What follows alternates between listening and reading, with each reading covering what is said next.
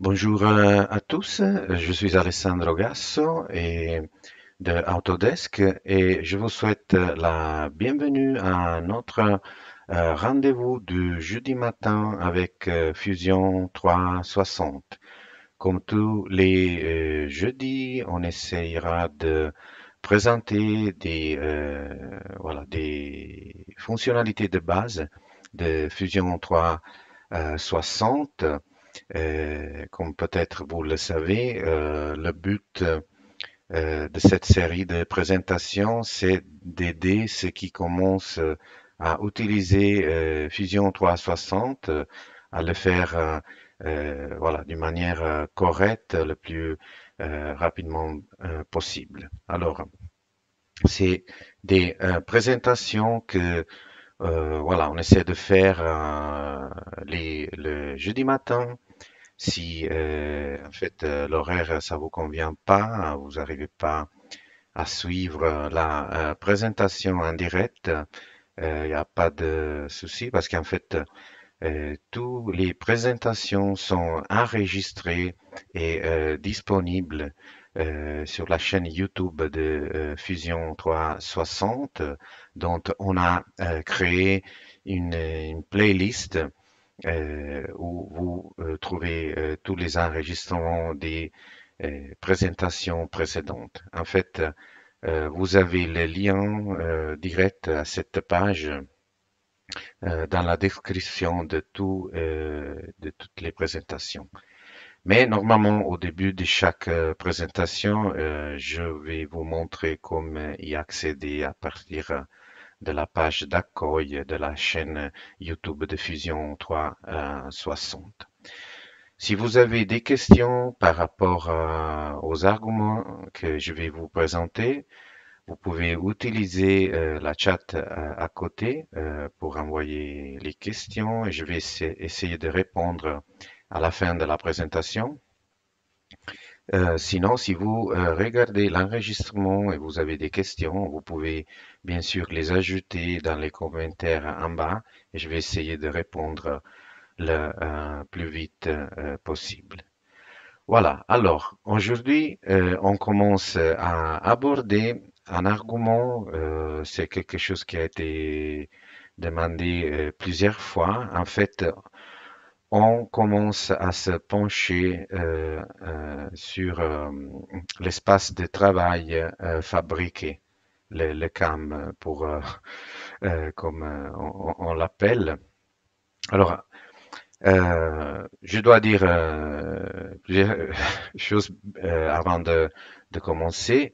En fait, comme toute cette série de présentations, aussi les présentations sur l'espace de travail fabriqué s'adressent à ceux qui vraiment commencent à utiliser peut-être quelqu'un qui a jamais utilisé l'espace de travail fabriqué, mais il aimerait comprendre comment ça fonctionne. C'est, ça va, les présentations ne sont pas adressées à des experts de l'environnement fabriqué. Mais si vous êtes un expert, vous êtes le bienvenu quand même si vous voulez assister aux présentations. Bien sûr, l'environnement fabriqué, c'est c'est très vaste. Alors, euh, on va peut-être faire une série de présentations pour essayer un peu d'aborder tous les parties de base de cet espace de travail. Mais on va pas le faire tous les semaines. On va peut-être le faire tous les 2 semaines et au milieu, on va présenter un argument différent pour ceux qui ne sont pas forcément intéressés à voilà, l'espace de travail fabriqué.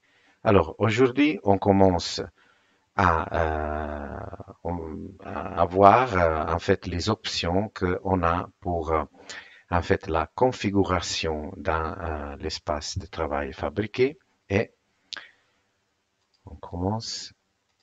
Alors, comme d'habitude, on commence toujours avec la euh, page d'accueil de Fusion YouTube de Fusion 360 où vous avez beaucoup de présentations, euh, de, euh, beaucoup de, oui, beaucoup de présentations, beaucoup de contenu. Bien sûr, la plupart c'est en anglais, mais ici, si vous allez ici, vous trouvez contenu en français. En fait, c'est la playlist qu'on a créée où vous trouvez les enregistrements de toutes les présentations précédentes et euh, voilà. Et comme je vous avais dit, vous avez le lien direct à cette page dans chaque description de chaque présentation. Voilà. Alors, on passe à parler un peu de l'espace de travail fabriqué, que bien sûr c'est une des espaces de travail de Fusion 360. Et juste pour répondre à une question dans la chat, oui, l'espace de travail fabriqué, il est disponible aussi euh, euh, pour les licences gratuites avec des limitations. Mais tout ce que je vais vous présenter aujourd'hui et aussi dans les prochaines présentations par rapport à l'espace de travail fabriqué sont toutes des fonctionnalités qui sont disponibles avec tous les types de licences. Alors, comme je vous avais dit tout à l'heure, aujourd'hui, on va en fait parler de les options qu'on trouve ici pour la configuration. Euh, et après, dans les semaines prochaines, on va aborder des autres sujets, comme par exemple les parcours 2D, 3D et, désolé, j'espère de pouvoir, par exemple, modéliser une pièce et après on va voir comment on peut la programmer. Désolé. Alors voilà. Alors on commence avec une nouvelle configuration et là on a cette boîte de dialogue qui s'affiche avec trois onglets. Alors la première c'est justement configuration où on a la possibilité de sélectionner une machine. Sinon, en fait, on fait compte qu'on va utiliser une machine générique avec trois axes. En fait, si vous voulez, cette partie, c'est un peu un regard sur le futur. Qu'est-ce que je veux dire avec ça? En fait, aujourd'hui, on peut déjà, par exemple, sélectionner une machine. On peut filtrer par rapport au type de travail, de fonctionnalité qu'on veut utiliser. Et si on sélectionne, par exemple, une machine, normalement, par exemple, on a déjà le type d'opération qui est déjà en fait choisi. Et on a aussi le post-processeur. C'est en fait, euh, si vous voulez, c'est la manière de générer le code pour la machine. Mais aussi, par exemple, et ça c'est un peu, si vous voulez, un regard dans le futur, si on choisit une machine et en fait, si vous placez sur la machine une pièce de brut, si vous voulez, qui est trop grand, alors vous allez recevoir un message d'erreur et tout ça. Mais voilà, c'est quelque chose qu'on ne va pas regarder dans le détail aujourd'hui. Alors, avant de continuer, alors par rapport aux exercices, en fait, c'est une question dans la chat. L'idée, c'est, voilà, un peu d'aborder plusieurs sujets de base, mais dans deux, trois présentations, et après, par exemple, de modéliser une pièce et après la programmer. Mais aujourd'hui, on va commencer vraiment avec des concepts de base et aujourd'hui, c'est plutôt la configuration. Alors, on continue. Là, on a les types d'opérations. On a le fraisage, le tournage, la découpe et aussi on peut faire une configuration pour l'impression 3D, l'additif.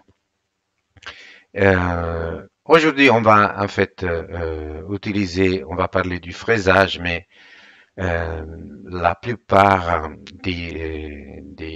si vous voulez, des concepts pour la configuration, normalement, ils s'appliquent aussi à d'autres types d'opérations. Alors, système d'axe de travail. Alors en fait, là, on doit communiquer à la machine l'orientation du modèle. Notamment, par exemple, on doit dire comme la face que on va travailler, elle est orientée par rapport justement à la machine. Alors par exemple, si on veut travailler cette face ici au-dessus, alors l'orientation du modèle, c'est déjà bien, si vous voulez. Mais on a des autres options pour voilà pour l'orientation. Alors normalement, une option très utilisée, c'est de sélectionner voilà des entités pour donner voilà la direction à les axes Z et les axes Z et X. Alors, par exemple, si on sélectionne cette option là, par exemple là, Fusion il attend une option pour la direction de l'axe Z dans ce cas. Alors, je sélectionne cette face. Alors, le but, en fait, si je veux travailler sur cette face, je dois orienter, par exemple, les axes X et Y. Ils doivent être contenus dans le plan, dans la face, et l'axe Z, ils doivent être perpendiculaires et pointer vers l'eau. Alors, par exemple, dans ce cas, j'ai sélectionné cette plan, cette face, et j'ai l'axe Z orienté vers l'eau. Je peux inverser, que c'est pas le cas, parce que je vais travailler sur la face que j'avais indiquée avant. Je peux aussi inverser la direction en cliquant sur la flèche là. Après, je passe à définir l'autre axe. Par exemple, je peux sélectionner cette face. Et vous voyez, l'axe, il se met perpendiculaire à la face. Ici, je peux changer la direction. Je peux par exemple sélectionner cet arrêt pour la direction. Je peux aussi changer l'entité qui me donne la direction en cliquant ici, par exemple, et là, encore une fois, je sélectionne l'entité pour la directionner. Après, je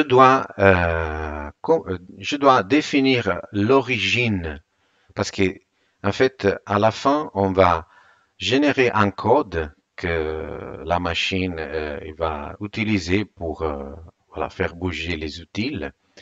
Et ce code, en fait, sont des coordonnées X, Y et Z. Et on doit donner l'origine, le point 000, si vous voulez. Alors là, on peut définir, par exemple, l'origine qui coïncidente avec l'origine du modèle. Alors ça, c'est l'origine, par exemple, que j'ai utilisée pour modéliser cette pièce. Sinon, un point sélectionné, par exemple, je peux sélectionner cet arrêt, je dis que ce point-là, c'est l'origine. Sinon, on a encore deux options, en fait, point sur le modèle et point sur les brutes. Alors, par exemple, qu'est-ce que ça veut dire, point sur le modèle? Alors là, par exemple, j'ai sélectionné des entités et vous voyez, alors, une chose très importante, c'est que les trois axes pour les opérations, ils sont indépendants des axes du modèle. Et ça, c'est important parce que, par exemple, avec le même modèle, je peux avoir plusieurs configurations et chacun il va avoir les axes indépendants. Alors là, j'ai sélectionné, par exemple, cet arrêt et si je me mets comme ça, le modèle, il est pas vraiment orienté d'une manière convenable, si vous voulez. Alors, une petite astuce là, par exemple, je dis, regardez, euh, alors,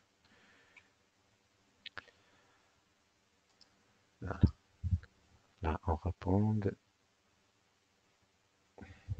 désolé, on refait rapidement ce qu'on avait fait avant. Voilà. Alors, euh, je vais par exemple sélectionner cette face et je dis, regardez cette face. Et après, je vais là et je dis, là, c'est avant. Comme ça, quand je mets comme ça, c'est c'est une orientation un peu plus convenable. Alors maintenant, si on se met là, alors, point sur le modèle, si vous voulez, Fusion, il crée un rectangle autour du modèle. Et là, je peux dire que, par exemple, l'origine, c'est ce point-là. Alors là, c'est l'axe est complètement tourné. Je vais juste, voilà, comme ça, c'est mieux. Voilà. Sinon, je peux aussi dire point sur le brut. Alors là, on voit pas trop de différence. Pour voir la différence, on passe un petit instant on va vers l'onglet brut. Alors là, c'est le bloc à travailler. On peut avoir plusieurs formes pour le bloc à travailler. Normalement, pour une pièce comme ça, on utilise un bloc avec une section rectangulaire. Et là, on a plusieurs options. Par exemple, si on dit bloc à taille relative, par exemple, normalement, on a besoin de décalage, par exemple, latéral. Par exemple, on dit 20 mm et de décalage aussi en bas et au-dessus parce que normalement on doit fixer euh, euh, la pièce brute sur la table de travail. Alors on a besoin du matériau pour la fixer. Alors par exemple là, si on revient ici, euh, si on revient ici, là, on peut voir la différence entre le point sur le modèle, là c'est le carré autour du modèle, et le point sur le brut. Et là, par exemple, on laisse l'origine, par exemple, là. Après, on doit définir le modèle qu'on doit programmer. Alors, dans ce cas, on n'a qu'un seul modèle et alors, en fait, c'est Fusion qui le sélectionne directement. On peut aussi définir si on a des modèles qui représentent, par exemple, des étaux, des bridages, on peut aussi le sélectionner et on va le définir comme ça. On sait que on doit éviter ça quand on va créer les parcours. Alors, on revient ici sur le brut. Et là, par exemple, on a donné des décalages latérales au-dessus, au fond. Mais si on regarde là, on a, si vous voulez, des codes que c'est difficile de trouver parce en fait, le but c'est d'acheter une pièce comme ça qu'après on va travailler. Alors, normalement, on peut arrondir ça. Par exemple, on dit on va arrondir de 5 millimètres, comme ça on a des valeurs un peu plus que c'est plus facile de le trouver. Alors, je fais une parenthèse et juste, il y a une question dans la chat par rapport à, oui, c'est correct que sur une machine CNC, l'axe Z est toujours vertical et l'axe X et Y en fait sont normalement c'est le plan du travail. Alors c'est justement c'est ça sur la machine, mais on doit orienter justement la pièce. Par exemple, c'est ça, ça c'est la face qu'on va travailler. Alors on doit dire que l'axe c'est perpendiculaire à cette face, c'est point vers l'eau, et les axes X et Y ils sont font partie de la face. Alors là, on a une autre option aussi intéressant. Par exemple, j'ai déjà des pièces brutes dans mon magasin, par exemple, et je connais déjà les cotes. Alors là, je vais donner justement la valeur pour les pièces qui sont déjà disponibles chez moi. Alors, par exemple, là, je dis 700, là, je dis 600. Comme ça, je vais définir déjà la pièce qui, je sais que c'est déjà disponible. Voilà. Mais on laisse, par exemple, la pièce qu'on va travailler comme ça, et on passe là. Là, ça, c'est pour générer le programme pour la machine. Là, alors là, on peut donner un numéro que c'est normalement écrit dans la première ligne du code. Aussi, on peut donner un commentaire. On peut écrire ce qu'on veut. Et on va trouver ça aussi dans les premières lignes du code. Alors là, on doit définir l'origine du système. En fait, c'est, si vous voulez, c'est l'offset, c'est le premier. Euh, alors, si on a ici 0 ou 1, euh, la machine elle va commencer à travailler en utilisant la première origine disponible sur la machine, qu'on appelle offset en anglais. Et par exemple, cette origine, elle est reconnue à travers d'un code qui, ça peut changer d'une machine à une autre. Par exemple, typiquement pour une machine AS, c'est G54, si je ne me trompe pas. Et là, on a aussi une option intéressante. Par exemple, je veux travailler plusieurs pièces comme celle-là en parallèle. Par exemple, j'ai un plan de travail assez grand pour faire ça. Alors, je peux dire, et ça, on va regarder un exemple un peu plus détaillé. Alors, dans ce cas, je peux dire que je veux travailler, par exemple, trois pièces en parallèle et là, je dois indiquer l'incrément du décalage parce que pour la première, je vais commencer avec, par exemple, le G54. Si je mets la valeur 1 pour l'incrément, là, alors la deuxième, l'origine, ça va être G55. Pour la troisième, l'origine, ça va être G56. Et voilà. Et là, par exemple, dans ce cas, par exemple, je peux aussi donner un ordre. Par exemple, si j'ai une machine où je dois changer l'outil manuellement, pas de manière automatique, alors par exemple, si je dis, alors tu me fais toutes les opérations qui utilisent le même outil, ça va nous, voilà, ça va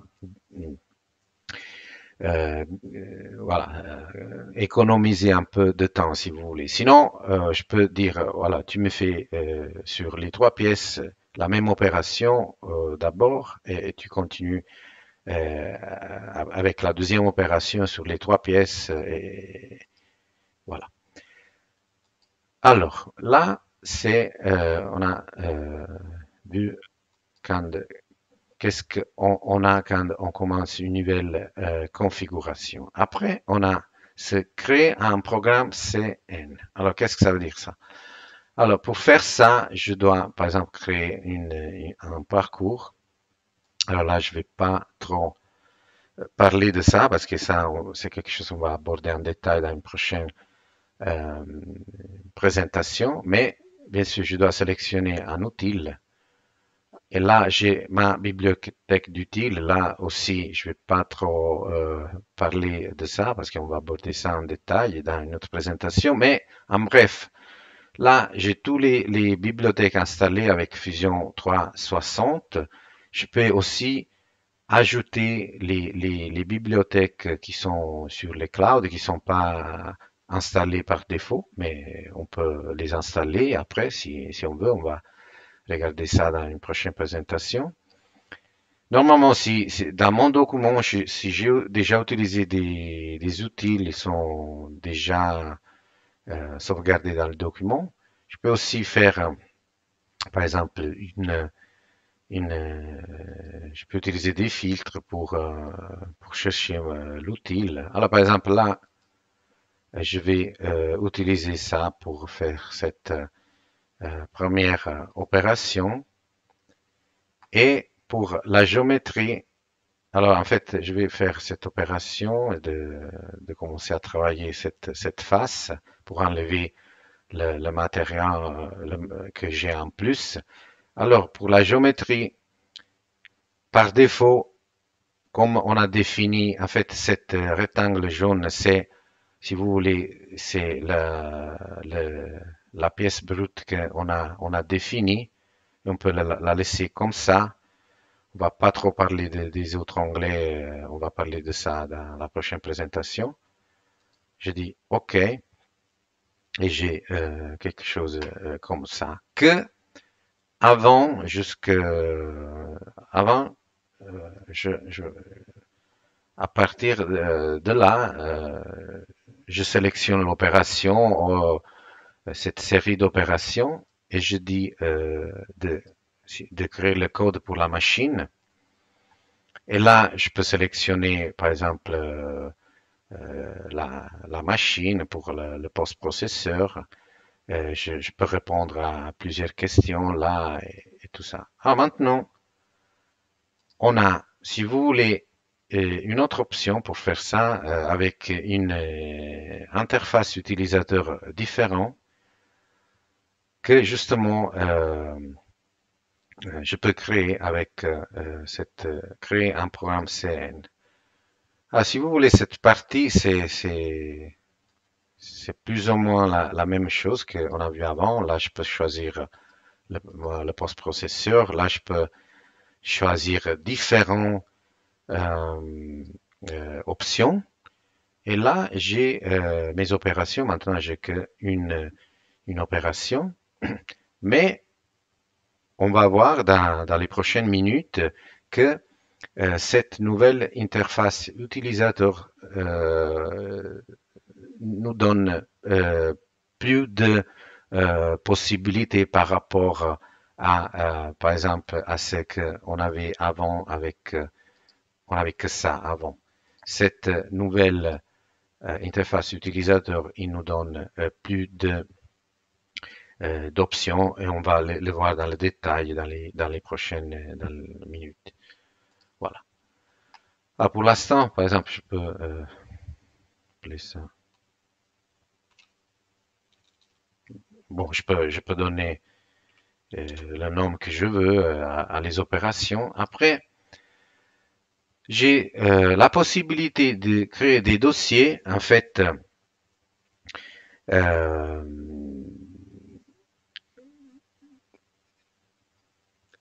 c'est pas, ça donne rien à un niveau de fonctionnalité, mais c'est pour, si vous voulez avoir organisé le navigateur d'une manière plus propre, ça peut être utile. Alors, par exemple, je peux créer un nouveau dossier et je veux appeler ça, par exemple, opération de fraisage et je fais glisser, par exemple, cette opération-là. Après, je sélectionne ça. Et par exemple, je peux créer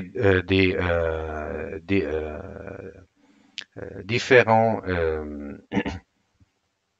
opérations de fraisage dans cette répertoire. Alors, nouveau motif, en fait, ça, on va le regarder après. Je m'excuse si la traduction c'est pas correcte. Si c'est pas correct, je vous prie de commenter ça.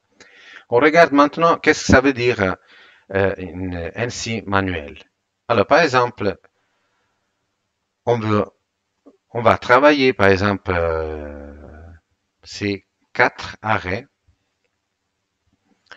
Et pour faire ça, par exemple, on va placer, par exemple, des étaux ici pour, voilà, pour fixer la pièce sur le table de travail. Mais après avoir travaillé ces quatre arêtes, je dois communiquer à l'opérateur, à la personne qui va placer la pièce dans la machine, qu'ils doivent, pour continuer à travailler la pièce, elle doit déplacer, par exemple, les étaux. Alors, pour faire ça, voilà, d'abord, par exemple, je vais créer une autre opération en contour 2D. Alors là, je vais sélectionner, par exemple, une autre un peu plus petite, là.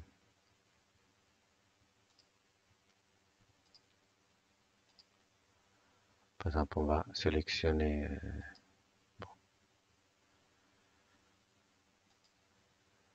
Et après, je dois sélectionner un contour. Alors, par défaut, si je sélectionne, si je touche cet arrêt, il va me sélectionner tout le contour. Mais par exemple, sur un PC, à l'aide de la touche Alt du clavier, si je presse la touche Alt, je peux sélectionner par exemple que cet arrêt, cet arrêt, cet arrêt. Et par exemple, après, je vais ajouter cet arrêt à côté. Alors, dans ce cas, par exemple, je peux cliquer ici et là, il me donne la possibilité d'ajouter des autres arrêts, mais en laissant, dans ce cas, un contour ouvert. Alors, par exemple, je sélectionne ça et je vais l'ajouter. Voilà. Alors, il me crée l'opération, mais après, je dois dire, et vous voyez, c'est dans le répertoire fraisage. Après, je dois communiquer à l'opérateur qu'il doit déplacer, par exemple, les étaux. Alors, je vais ici, ainsi manuel. Alors là, je peux mettre un commentaire, mais je peux mettre aussi des autres indications, arrêter, arrêter facultative, et vous voyez, on a plusieurs. Et là, je dis, désolé, j'ai pas des accents sur mon clavier. Euh, par exemple, et je fais une chose comme ça. Après, par exemple, si, alors d'abord, là, alors, les opérations sont sélectionnées, je vais poster, je vais créer le code juste pour vous montrer euh, qu'est-ce que on a. Alors là, on voit le nom du qu'on a donné au code, le commentaire. Là, on voit qu'on commence, ça c'est un post-process pour AS. On commence avec le décalage, le premier décalage G54, on fait la face, après on fait le contour qu'on a sélectionné, et après qu'on a fait les quatre contours, on dit à l'opérateur qu'il doit déplacer les étaux, et après on peut continuer voilà, à travailler la pièce. Voilà. Maintenant, on a cette option palpage d'origine. Qu'est-ce que ça veut dire ça? Alors, comme on a vu dans la configuration, on a défini la face qu'on va travailler. Euh, euh, on a défini les axes, l'orientation des axes, notre origine. Euh, mais en fait, c'est toujours une être humaine qu'après on va placer, par exemple, la pièce brute à travailler dans la machine. Alors, bien sûr, on a des outils pour la placer d'une manière très, très, très précise. Mais si on a la possibilité, si notre machine a la possibilité de faire un palpage, c'est bon, on peut le faire. Alors, par exemple, là, on va d'abord créer une autre, dossier, juste pour vous montrer encore une fois le dossier. On peut l'appeler n'importe comment. On le met, par exemple, au-dessus de l'opération de fraisage. Là, par exemple, je vais dire, je vais faire un palpage. Alors, d'abord, je vais sélectionner cette outil pour le contrôle. Je vais donner par exemple une valeur là. Et là, je vais sélectionner quoi? Le modèle? Alors non, parce que c'est tout au début. Alors par exemple, je veux faire le palpage de, euh, par exemple, de cette face de la pièce brute, si vous voulez. Et on commence par exemple on va vérifier si le zéro du Z c'est correct. Après, par exemple, on va répéter, encore une fois, bon, on utilise le même outil, encore une fois, on est encore sur la pièce brute, et on va sélectionner la même face, et dans ce cas, on veut vérifier, si vous voulez, la position par rapport à X et Y. Et on va regarder aussi un peu des options qu'on a là. Alors là, par exemple, l'approche, si vous voulez, c'est, vous voyez, l'outil qui, en fait, arrive, il déborde un peu et après il descend pour aller toucher la pièce. Par exemple, là, je peux changer cette valeur, faire une valeur plus grande ou plus petit. Là, la surcourse, ça c'est ça aussi. Alors, ça veut dire que alors, quand l'outil il s'approche à la pièce et quand il arrive à un point où il doit toucher la pièce, alors dans ce cas, s'il touche pas la pièce, il continue pour 10 millimètres, mais je peux changer ça, je peux dire 3 millimètres par exemple. Et s'il n'arrive pas à toucher la pièce après 3 millimètres, il donne un erreur. Et là, on peut gérer comme on peut hors position, arrêter, afficher message, et voilà. Et voilà.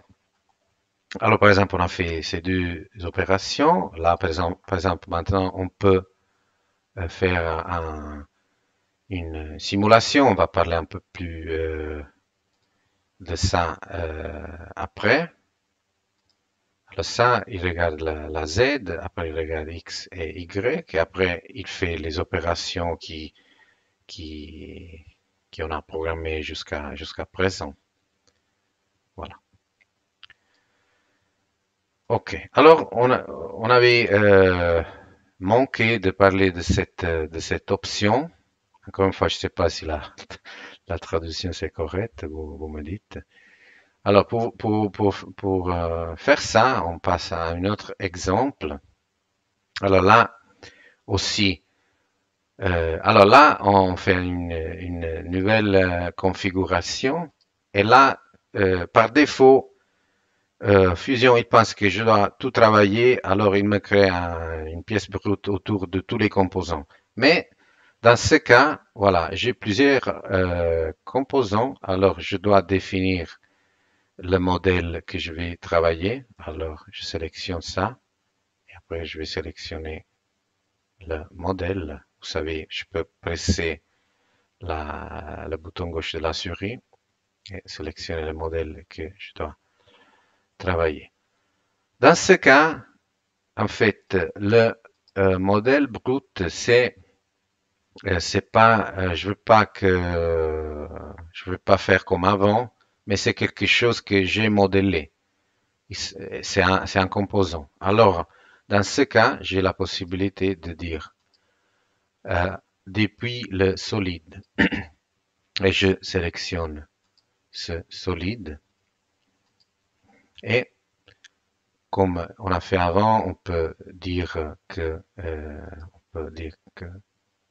ça c'est l'orientation de l'axe Z, ça c'est l'orientation pour l'axe X et aussi dans ce cas, je vais placer l'origine sur ce point de la pièce brute. Dans ce cas, je peux aussi définir le bridage, en fait tous les autres composants qui sont pas le modèle à travailler au le stock. Et là, bon, comme on a vu avant, on peut euh, laisser comme ça. Alors maintenant, par exemple, on peut faire on dit que là, on va faire, on va travailler cette face. On laisse juste le brut qu'on a défini. Peut-être c'est bon, peut-être c'est l'outil c'était trop grand, mais c'est pas grave, c'est pas important. Mais avant de faire ça, peut-être je vais faire aussi un palpage.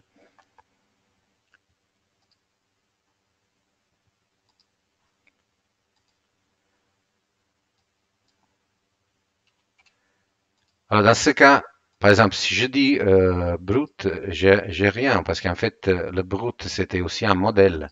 Alors, je dois sélectionner par exemple la face du modèle. Et là par exemple, bon, je vais faire le palpage avant et après la face.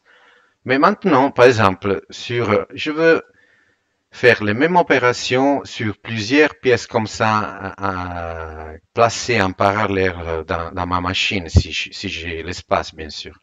Alors, pour faire ça, on regarde une première possibilité. Je sélectionne les deux opérations. Après, je vais ici et je fais, par exemple, encore une fois, dites-moi si la traduction elle est correcte, mais par exemple, je peux dire, je veux aller, je vais placer les autres. Non, je me suis trompé. C'était 3. Là, c'était quelque chose comme ça. Voilà. Je peux ajouter aussi une direction de ce côté et faire une espèce de matrice si vous voulez, par exemple. Je vais inverser.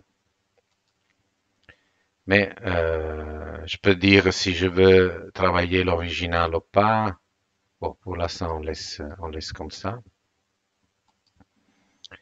Euh, on laisse que comme ça. Et là aussi, à chaque fois que je fais quelque chose pour travailler plusieurs pièces en parallèle, j'ai toujours l'option de trier par outil, de trier par opération pour, voilà, pour faire les opérations de manière un peu plus vite. Et là, par exemple, on voit que si on va faire une simulation, par exemple, dans ce cas, il va faire les trois opérations en parallèle. Alors ça, c'est une manière de le faire. Sinon, par exemple, je peux aussi faire quelque chose que j'avais mentionné avant. J'enlève ça, je supprime cette... et directement dans la configuration, je dis que, par exemple, je veux euh, avoir trois, je veux travailler trois cas comme ça, avec, par exemple, un incrément de 1. Et, je sais pas, trier par outil. Alors, si je fais comme ça, et après, par exemple, je veux créer le programme NC. Vous voyez, dans les opérations, on a, on fait le palpage avec les trois décalages différents, et après on fait la face avec les trois décalages. Alors ça, c'est aussi une autre option. Encore, alors là, on a regardé presque tout. On nous manque juste de se créer un modèle de fabrication. Qu'est-ce que ça veut dire ça? Si on revient un moment, par exemple, sur cette pièce. Par exemple, je prends cette, je fais créer un modèle de fabrication. Je fais modifier le modèle de fabrication et par exemple, je sélectionne cet arrêt. Bouton droit, je crée un chanfrein de 2 que je peux bien sûr programmer, mais ce que je fais ici, dans l'environnement fabriqué avec le modèle de fabrication, il a pas, il laisse, je ne vais pas toucher la conception originale. Vous voyez? Je n'ai pas le chanfrein ici, je l'ai que ici. Alors par exemple, ça, on a regardé deux options pour travailler, par exemple, plusieurs pièces en série. Une autre option, ça pourrait être celle-là. Par exemple, créer un modèle de fabrication. Après, je vais modifier le modèle de fabrication et je vais faire, par exemple, un réseau des composants. Tous les composants, juste les composants travaillés, c'est pas important. Bon, c'est juste pour vous montrer. Voilà. Et là, par exemple, je peux faire les configurations sur des pièces réelles si vous voulez. Mais là, la conception originelle, elle est pas touchée. Voilà. Alors, dernière chose que je voulais vous montrer. Et peut-être, je pense que c'est aussi, j'espère que ça va répondre à une des questions que je vois dans, dans la chat. Alors, maintenant, là, j'ai ajouté des autres opérations, mais c'est toutes des opérations que on a fait sur ce côté. Maintenant, par exemple, je veux faire avec le même modèle, je vais créer une configuration, par exemple, pour programmer les opérations de l'autre côté. Alors, je vais faire comment? Alors, d'abord, on va simuler les opérations qu'on a ajoutées. Je m'excuse si pour raison de vitesse, je n'ai pas utilisé les outils les plus corrects, mais c'était pas ça le but. Alors, simuler, on va aussi parler un peu les options qu'on a ici. Alors, là, on a pour afficher l'outil, on peut afficher que le dent, le corps ou tout. Peut être transparent ou pas. Il peut nous dire le point programmé où se trouve l'outil par rapport au point programmé. Après, on a la trajectoire de l'outil. Alors là, on a plusieurs options. Alors par exemple, normalement, moi j'utilise cette dernière parce que c'est un peu plus propre, mais on peut par exemple aussi dire tous les trajectoires de l'outil, afficher les points. Et les points, ça, sont tous les points programmés. Par exemple, si on regarde là, par exemple, je peux sélectionner ce point et normalement, il me donne les coordonnées du point. Voilà, on revient à une affiche un peu plus propre. Après, par exemple, on a bon, le mode standard. Sinon, si on a une simulation 3 axes, on peut aussi utiliser un mode rapide. Alors, pour la coloration, ça, c'est alors comparaison. C'est alors les zones en vert, sont les zones qui sont déjà travaillées. Les zones en bleu, c'est les zones où on a encore du matériel brut. Les zones en rouge, c'est qu'on est allé un peu trop dans le matériel.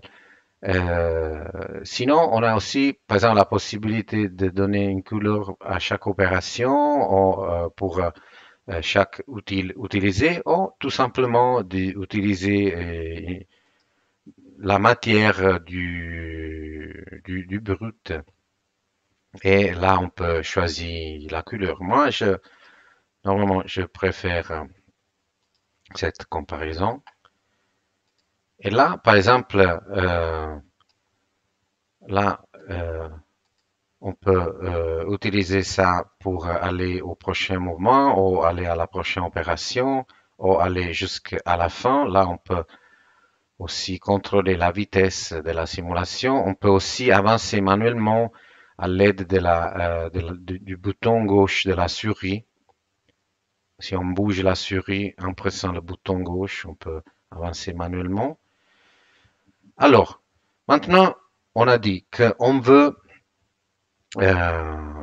travailler la partie de l'autre côté, mais bien sûr, je veux pas utiliser tout le matériel brut parce que normalement, après la première série d'opérations, ça me reste que cette partie du matériel brut, la partie qu'on voit là, par exemple, en bleu. Alors, on fait comment pour faire ça? Alors, dans cette position, à la fin de la simulation, qui nous laisse que le matériel brut qu'on veut utiliser, on fait bouton droit, brut, et on va enregistrer le brut qui va être sauvegardé, par exemple, comme un fichier STL. En fait, c'est un maillage. Alors, maillage, normalement, c'est pas sympa à travailler, comme on a déjà vu dans plusieurs présentations. Mais dans ce cas, ça va être très utile parce que, par exemple, je vais dans la conception, je vais insérer le maillage et je vais sélectionner,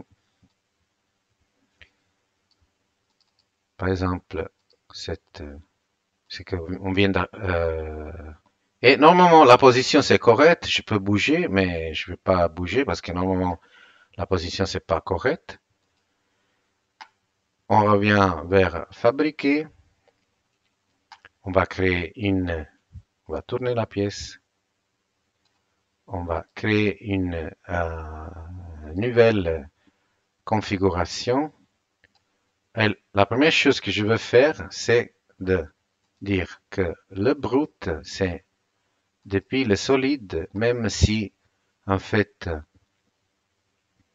c'est un maillage, mais c'est pas grave. Je sélectionne le maillage et après que je fais ça, je peux aussi le en fait cacher le maillage. Vous voyez, bon, c'est plus clair. Par exemple, là, ça c'est mon matériel brut que les opérations que j'ai fait avant, ils ont laissé.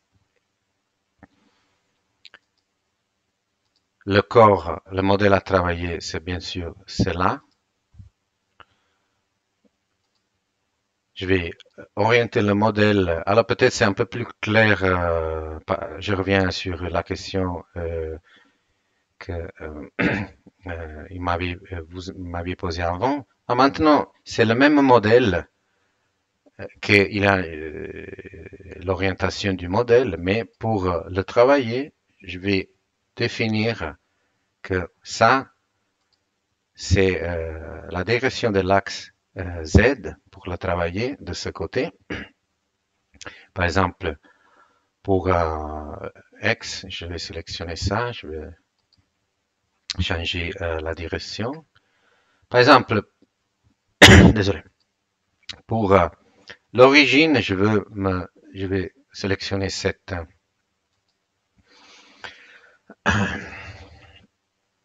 arrêt qui de l'opération précédente. Et là, par exemple, je vais dire que le numéro c'est là, le commentaire je vais faire un commentaire. Et là, je vais dire qu'il doit partir du deuxième décalage et on va voir pourquoi. Alors, c'est OK. Après, par exemple, je fais cette opération. Je laisse l'outil qui est déjà là. Alors, dans ce cas, pour la géométrie, il me propose toujours le brou, la pièce brou que l'on avait définie au début, mais dans ce cas, je vais couper l'air. Alors, dans ce cas, je dis que non, je vais c'est ça maintenant le contour de ma pièce brute. Et je dis OK. Après, par exemple, pour faire cette opération, je vais me centrer avec cette opération de palpage. Je vais sélectionner par exemple cette face-là. Voilà. Et après, on va faire par exemple un contour 2D. Encore une fois, je ne vais pas trop parler des opérations. On va parler de ça la prochaine fois. Et voilà. Et maintenant, par exemple, je peux faire la simulation que de cette qu'on vient de faire. Bon, là, peut-être l'outil c'est un peu trop petit, mais c'est pas. Voilà. Et par exemple, maintenant, je peux créer un programme NC. Et si je l'espace, par exemple, je peux travailler deux pièces au même temps. Par exemple, une tournée de ce côté et l'autre tournée de l'autre côté. Et après, je vais inverser la sélection. Et là, par exemple, et vous voyez, ça c'est une option que j'ai avec cette nouvelle interface utilisateur pour créer, pour générer le code. Parce que je dis que je vais faire les deux opérations en même temps, avec une pièce tournée d'un côté, avec l'autre pièce tournée de l'autre côté. C'est pour ça que j'ai donné deux décalages différents. Maintenant, par exemple, j'ai réorganisé par défaut le changement pour réduire le changement d'utile. Vous voyez si je enlève ça. Alors là, c'est pour voilà pour sauvegarder du temps dans le cas que je dois le faire, je dois changer l'outil de manière manuelle. Voilà. Et une dernière fois que je vais vous montrer, c'est une dernière chose, par exemple, je peux, à partir de ce programme, je peux générer la fiche technique, vous voyez, avec tous les outils que j'ai utilisés. Je peux aussi filtrer, j'ai plusieurs options, par exemple, je peux voilà, qui me donne toutes les options. Je peux aussi sauvegarder ce document, le compartir avec voilà, mes collaborateurs. Voilà. Ça, je pense, c'est tout que je voulais vous montrer aujourd'hui. Je sais pas, voilà, où on a abordé un peu les sujets de la configuration de l'espace de travail fabriqué. Dans les prochaines présentations sur cet espace de travail, on va aborder des autres arguments et après l'idée c'est de modéliser une pièce et de la programmer avec ce qu'on a appris avec ces présentations. Alors, mais une chose que j'ai dit au début, je vais pas faire ça maintenant toutes les semaines. Parce que, en fait, peut-être quelqu'un n'est pas intéressé à l'espace de travail fabriqué. Alors, par exemple, le prochain, jeudi prochain, on va aborder un peu l'argument du rendu dans Fusion 360. Alors, si vous êtes intéressé, je vous donne rendez-vous à jeudi prochain. Et après, le jeudi d'après, on va aborder un autre argument par rapport à l'espace de travail fabriqué. J'espère que c'était intéressant. Je vous remercie pour l'attention et je vous souhaite une très belle journée.